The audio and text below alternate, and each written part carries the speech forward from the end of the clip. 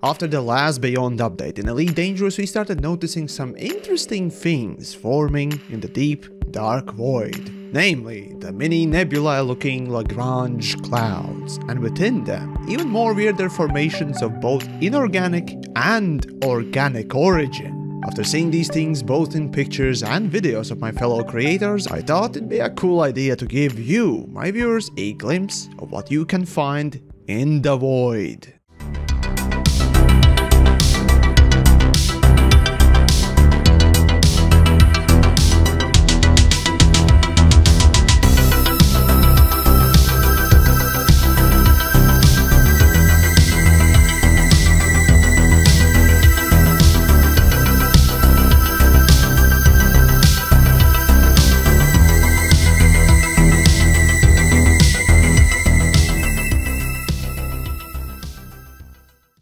For this little endeavor, I've solicited the help from an explorer who has seen all these things, and probably hates pants too. Well, without control of my space legs, I'm currently pretty space pants neutral. My name is Commander Crimshadow. I've spent considerable time jumping, cataloging, and documenting the weird life forms that are now present in the game. Okay, fine. Let's then get going. Oh, and a quick note.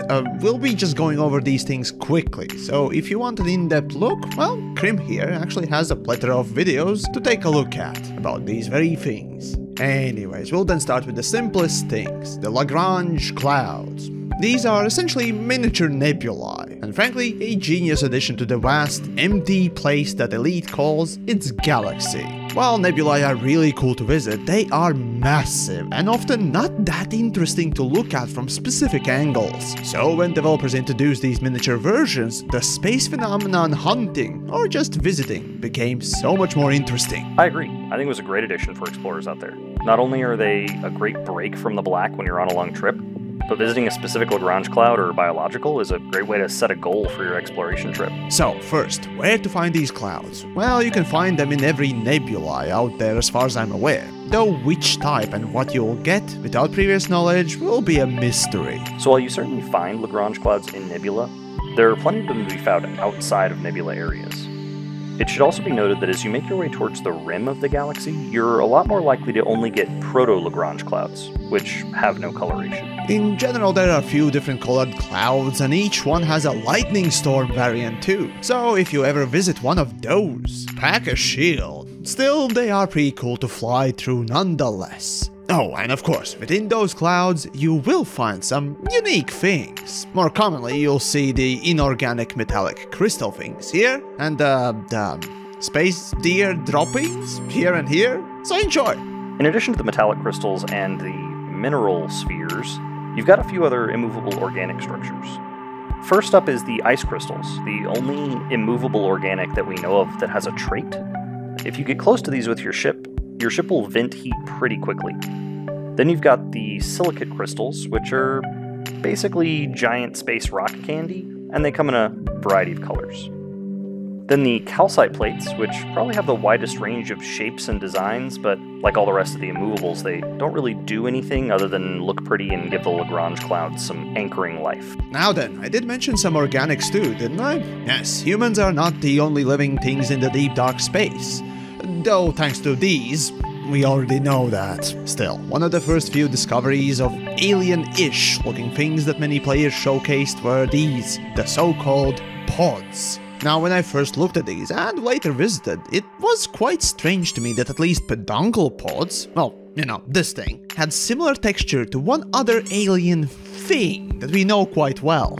Also, there's a very similar chalice pod that is weirdly harder to find, or at least is found nowhere near the bubble. After that one, an easy find near the human space was an increasingly more alien-looking colored pod, this one. It's interesting that it likes to present itself to the nearby ship that gets close. But you know what's even weirder? The aster pod. This one just simply likes to float around on its own. And again, it just keeps getting weirder and weirder. So next up would be the rhizome pod, which kind of reminds me of an armadillo with its overlapping plates. It has quite a few different variants, which all have a lot of color to them. The octahedral pod, as you would guess, is shaped like an octahedral, whereas the quadripartite pod here doesn't have 4 growths, but 5, and kind of looks like an antenna. Last up is the gyropod. You have to be careful around this hood ornament of an organic. If you get close, it'll launch a spore cloud that ignores your shields and applies a corrosive effect similar to the Thargoids. Or is the Thargoid corrosion similar to the gyropod? And here, a rather interesting pattern starts to emerge. Though personally I have not managed to visit all the today's presented things, the more I look at them from the footage and screenshots, the more fantastic it gets.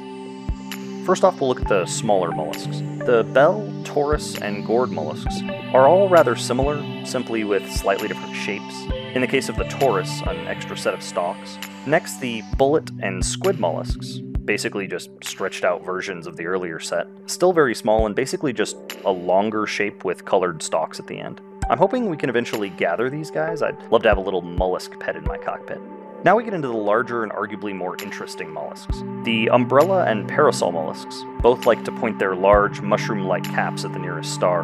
The bulb mollusk substitutes a light-covered growth for the cap, and has one of the best-looking spore launches of any biological. Oh, and I found it interesting that they face you if you shine your ship's lights on it. It's a curious thing that indicates something? Bio thing? Waste? I don't know. Well, it's good to see that you really worked hard to understand these things. Hey, I'm not a cannoneer, okay? I speak dumb, not science. Of course, so the real mollusk is pretty unique. Looks kind of like it was made out of two parasol mollusk caps. Finally, the capsule mollusk is one to watch out for. If you get too close, it will fly towards you and try to shock you. Interesting thing that they'll zap each other too. Maybe it's a form of courting. Sure seems to be a favorite pastime in federal prison camps, but me thinks it's a different thing with these guys. Still, it's kinda weird. See, in vacuum there really is no particular reason to have this sort of ability. It seems like it's a defensive thing like with eels. But then defense from your own species doesn't make much sense. So what else it has evolved to defend against? Now then, anomalies. As the name implies, they are anomalous, just like the ones in Stalker games. Oh crap. Oh crap, don't shock me! Don't shock me! Ow! But seriously, these weird things are, for the lack of better description, balls of energy. Each with a slightly different pattern, but regardless all have the same effect. Damaging your ship when you get too close. So they don't all just damage your ship. Some heat your ship up, some just drain your shields, and some supposedly damage your hull through your shields. Some interfere with your ship systems and drain your shields. Okay, I know how that sounds, but some of them are passive, just moving around or following you. You know, in a not attacking you sort of way. Yeah, I still don't trust anything that glows and shoots sparks to be friendly. Still, I find them nice to look at, but for the most part, they're kinda boring. I'll admit I have a soft spot for all of the space-based life, and while some of the anomalies aren't exactly the coolest thing, I can't help but like them, especially how varied their traits are. Moving on from the anomalies, we also wanted to look at the trees and bushes that the pods seem to originate from. The peduncle tree is probably the most simple, 4 or 6 trunks growing out of a spiked center. The aster tree is like the high-security version of the peduncle, more compact, more spikes, but very similar in function and construction. Stolon trees, the farthest tree away from the bubble, almost looks like a creepy mutation of the peduncle. Its trunks are bulbous, have grown in deranged directions, and they pulse with an unnatural light. The last tree, the hardest to get to in my opinion, is the gyre tree. They're like a fantastical alien carousel or a Thargoid dry dock. Void hearts are the bush of the tree family.